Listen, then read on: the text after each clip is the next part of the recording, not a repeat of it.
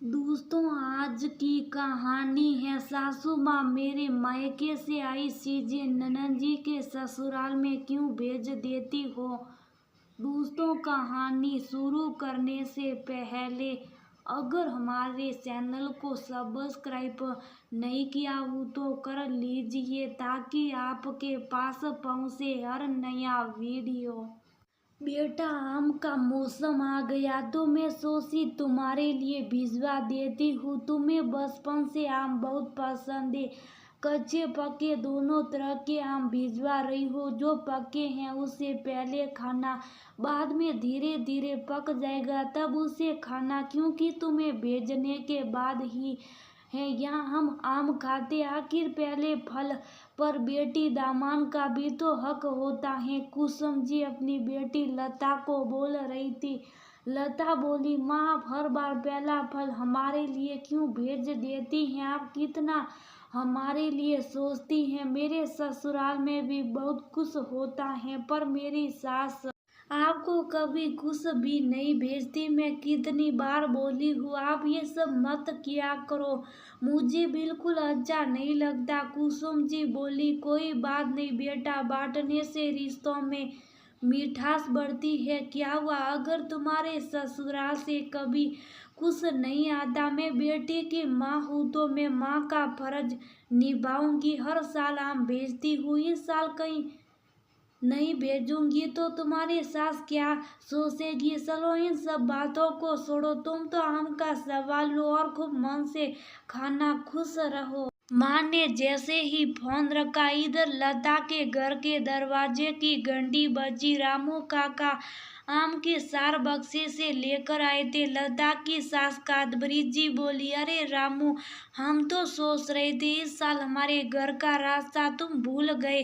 रामू बोला, ऐसे कैसे हो सकता है मालकिन, बिटिया रानी को आम खिलाए बिना हमारे घर में कोई आम नहीं खाता है। चलिए अब मैं चलता हूँ। कादबरी जी बोली, हाँ हाँ जाओ। जैसे ही रामू जाने लगा, लता जी बोली, रामू काका थोड़ा ठहरो, इतनी गर्मी में आए हो, पानी तो पीकर जाओ।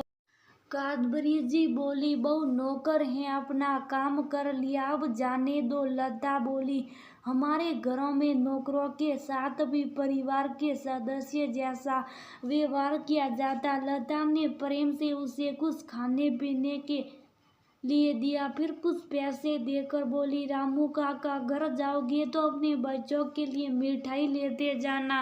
रामू खुशी खुशी लता को आशीर्वाद देकर चला गया। कादबरी जी बोली, बहू नौकरों के साथ तो बड़ा प्रेम से निभाती हो पर उसके सामने अपनी सास की इज्जत नहीं करती हो। लता बोली, मम्मी जी नौकर क्या इंसान नहीं होते? जहाँ वो आपके लिए इतना फल उठाकर इतनी गर्मी में आया, क्या उसे गिलास आप पानी नहीं पूछ सकती थी? अगर मैंने अपना फर्ज निभा दिया तो क्या मैंने गलत किया? इतना कहकर लता अंदर चली गई पर कादबरी जी की नजर तो आम के बक्से पर थी।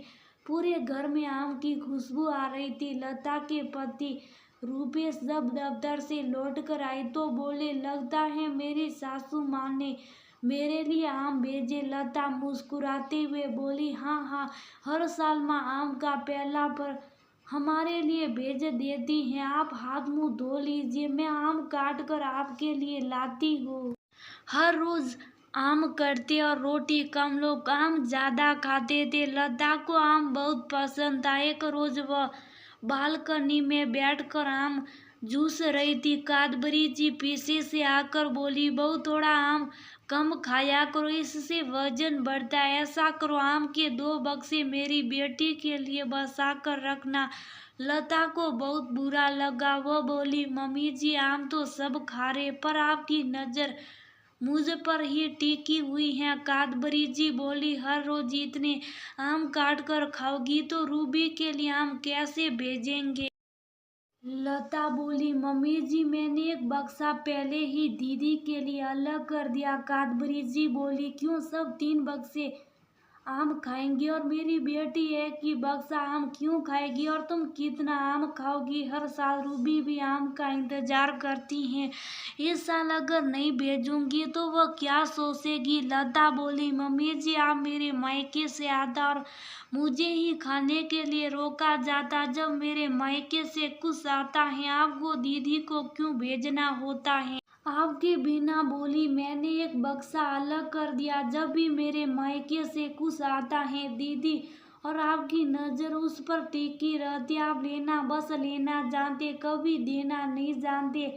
कादबरी जी बोली, बहू तुम तो ऐसे कह रही हो जैसे ये सारा आम तुम्हारी माँ ने बस तुम्हारे लिए भेजा है। अगर ऐसा है तो तुम ही खाओ, मैं तो आम को हाथ नहीं लगाऊंगी। अब जब भी लता खाने की टेबल पर आम रखती, कादबरी जी कहती, मुझे नहीं खाना, जिसकी माँ ने भेजा है उसे ही खिलाओ।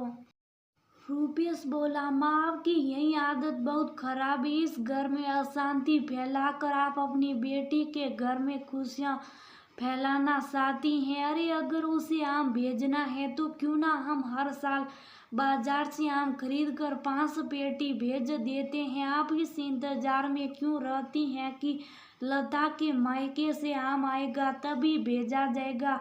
रूपेश के पिता गणेश बाबू बोले, कादबरी मैंने तुम्हें पहले भी समझाया है, बहू के घर से जब भी कुछ आता है तुम सबसे पहले अपनी बेटी के लिए बांध देती हो। अरे इसकी माँ इसे शौक के से कुछ भेजती है, उनके भी कुछ अरमान है, तुम अपनी बेटी को उसमें से कैसे दे सकती हो जबकि बहू अपनी मर्जी से उसे भेज देती हैं? कादबरी जी मुंह बनाते हुए बोली, हाँ हाँ वो तो मैंने देख रही हूँ। खुद के लिए 3 बक्से रखी और मेरी बेटी को 1 बक्सा दिया।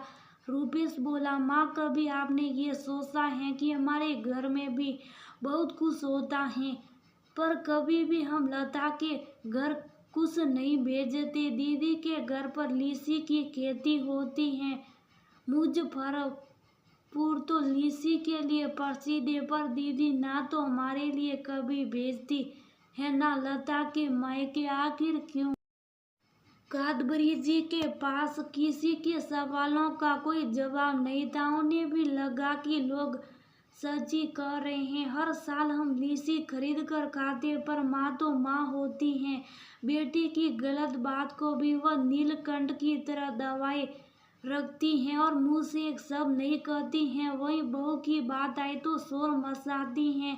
दूसरे दिन लता आम को सुंदर तरीके से काट कर अपनी सास के पास ले जाती हैं और उन्हें मनाती हैं और कहती हैं, मम्मी जी मैं कभी भी दीदी के हक पर अपना हक नहीं जाऊंगी, पर अपने हक को मैं किसी में नहीं बांटूंगी। इतना कहकर वो चली गई। कादबरी जी आखिर आम की खुशबू के आगे कितनी देर नाराज रहते। धीरे धीरे वह आम खाने लगी।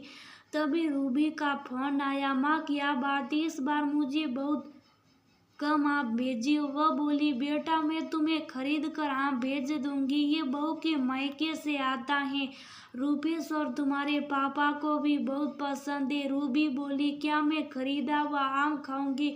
आप सब तो बहुत ही स्वार्थी अपने परिवार के लिए सोचती हैं, मेरे लिए कभी नहीं सोचती हैं। कादबरी जी बोली, रूबी मेरा मुंह मत खुलवाओ, कम से कम मैं तुम्हें खरीद कर भेज तो रही हूँ। तुम्हारे ससुराल में लीची की खेती होती है, कभी तुमने हमारे लिए सोचा? रे बहू के मायके से जो आम आता है वो अपना काट कर तुम्हें भेजती हैं, कम से कम भेज तो देती हैं, तुम तो हमारे लिए कभी सोचती नहीं। रूबी नाराज हो गई और फोन रख दी। ये सारी बातें लता सुन रही थी और हंस रही थी। जब उसने रूपेश को सारी बातें बताई, रूपेश बोला, माँ बेटी को आपस में निपटने दो और मुझे आम का स्वाद चखने दो। ये फलों का राजा है, आम खाकर मैं भी राजा की तरह महसूस कर रहा हूँ। इसके स्वाद ने आखिर माँ के मन को भी बदल दिया और सही गलत में अंदर करना सिखा दिया। अब हमारे हिस्से का आम कभी नहीं बटेगा। अगले साल से जब आम का मौसम आता, लता ननन के घर पहले ही खरीद कर आम भेज देती। कादबरी जी कहती, अब जब तक उसके घर उसकी सास हमारे लिए लीसी नहीं भेजेगी, मैं भी उन लोगों के लिए ये आम नहीं भेजूंगी। ये बात सुनकर सब हंसने लगते और इकट्ठे बैठकर आम का मजा लेते। दोस्तों, रिश्तेदारी तो दो तरफा निभाई जाती है, आखिर कब तक कोई एक तरफा रिश्तेदारी निभाएगा। कभी ना कभी वह बात जो मन में रहती जुबा पर भी आ ही जाती। ऐसा क्यों होता है कि लड़की के मायके से जब भी कुछ आता है तो सास और ननद की नजर उस पर ही टिकी होती है। बेटे की माँ हमेशा लेना चाहती है, कभी देना क्यों नहीं चाहती।